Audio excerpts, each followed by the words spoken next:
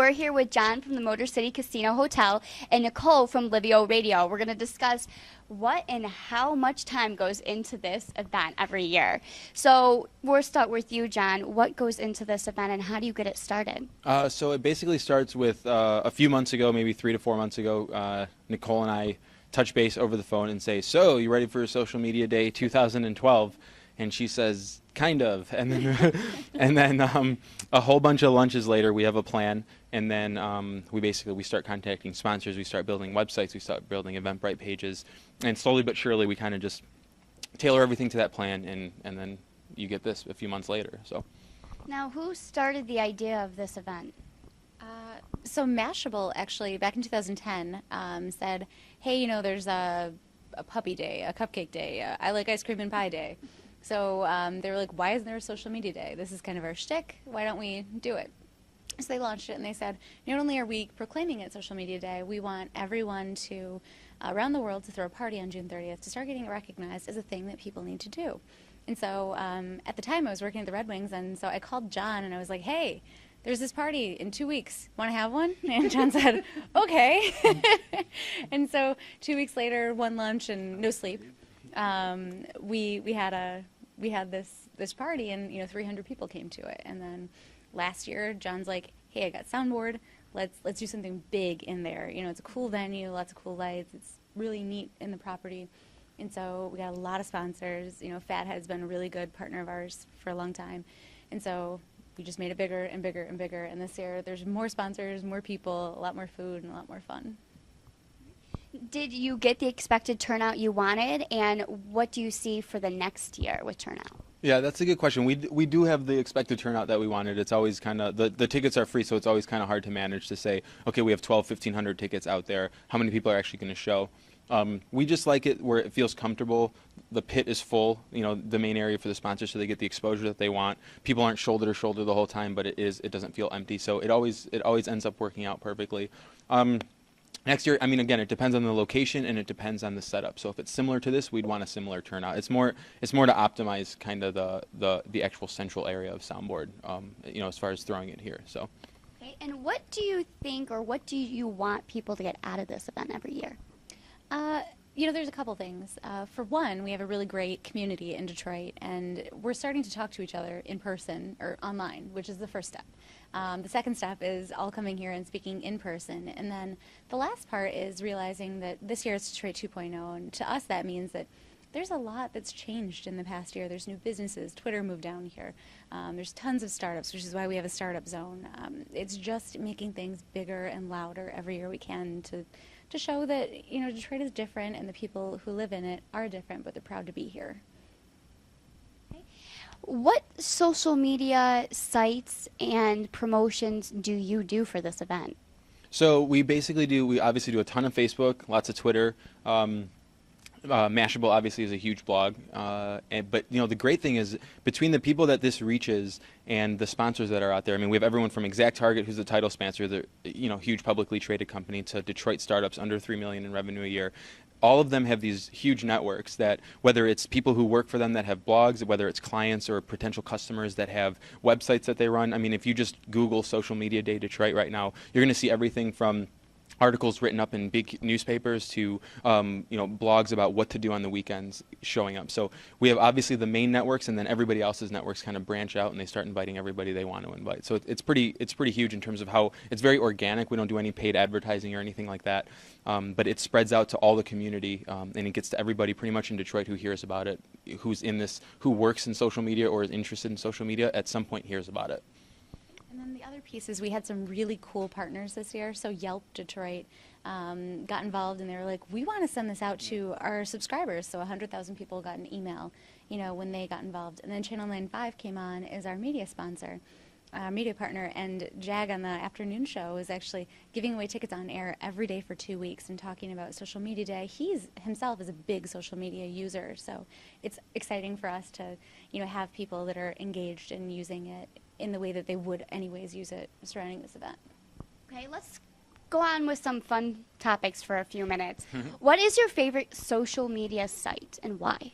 Okay, so my favorite social media site in terms of reading stuff is actually Mashable. They do everything from write-ups about up-and-coming blogs or up-and-coming technologies in the social media space to kind of tech blogs and all those types of things. So as far as social media, as far as straight social media is concerned, I think Mashable is probably my favorite. Obviously, love some tech blogs like Engadget and Gizmodo and those types of sites. But as far as social media and networking and our world, that's probably my favorite one. Okay, and what about you? I love to read about social media, as much as John, and everything that he mentioned are favorites of mine. I was just at Mashable's office this past week in New York, and they're doing so many cool things over there. They have like a TV station. They have a dogs policy that makes them cool. They bring their dogs to work, and so it makes me love reading about them even more because there are people who get it and do it and live it every day. But I'm a big Twitter user. I'm a big LinkedIn user, actually, and it's just an easy way for me to, with media changing the way they do, a lot of my job involves, working with press, so it's really fun for me to connect with them on LinkedIn, and, as people change throughout their careers, just be able to follow one another and say, oh my gosh, you're there now, it's exciting to see you've moved, so it's been, those are my favorite ones to engage with users on. Okay, now, if there was one famous person out there who was still alive who could endorse this whole event, who would you guys pick? Okay. Like somebody who you think would love this? I don't know, somebody fun. Let's see. Oscar Wilde would probably make the craziest freaking event you could possibly ever imagine, and it would be amazing. He would be our MC, absolutely. Which the MC kind of looks like Oscar Wilde, how I would picture him. A little bit. Yeah. What about you? I think so.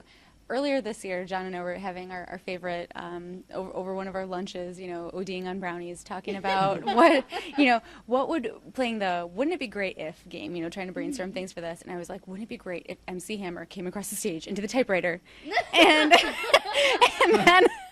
and then said Happy Social Media Day and left. I was like, that would be the best day ever for me. So I think if Hammer came and did some Hammer Time, dropped some Hammer Time on us. I don't think we could afford him. I think that was the issue there, but that would be awesome. We couldn't use it.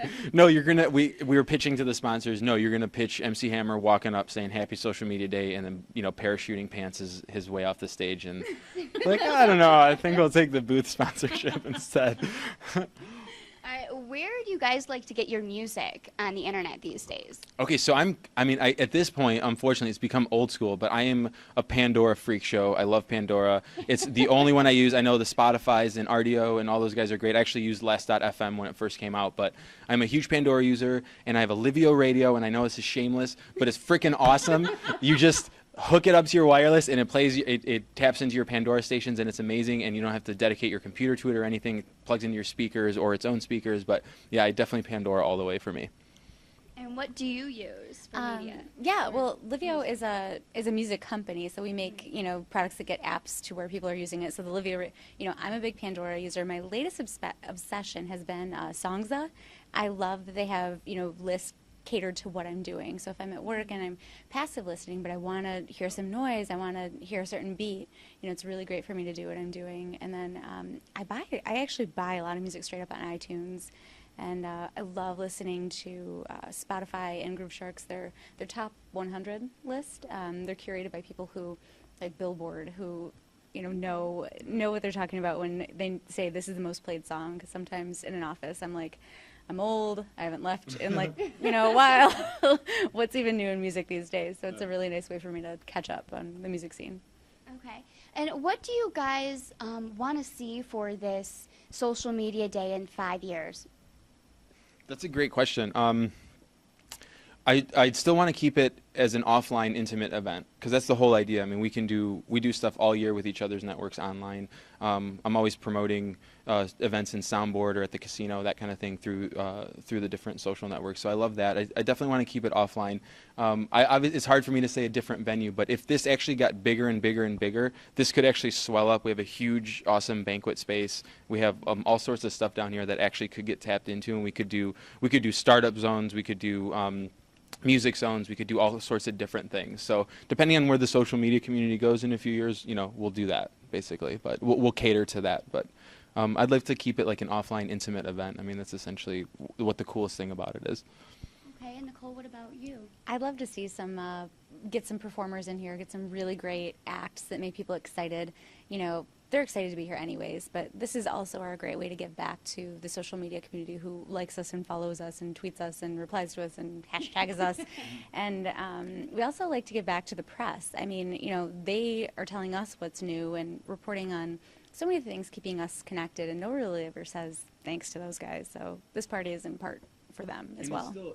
And along that point, that's still the best way for the messages to spread. We obviously love the organic. I mean, I don't even want to say necessarily the best, but it's still a great, huge way to spread it. Obviously, the organic, the tweets and the Facebook events and all those things are awesome. But when a story goes up in Free Press or, you know, like a blog, like Motor City Blog, those types of things, you see those things popping up on Twitter if you're using things that are obviously looking for those. And when those go out, they have a little bit more clout. Obviously, they have a little bit more legitimacy.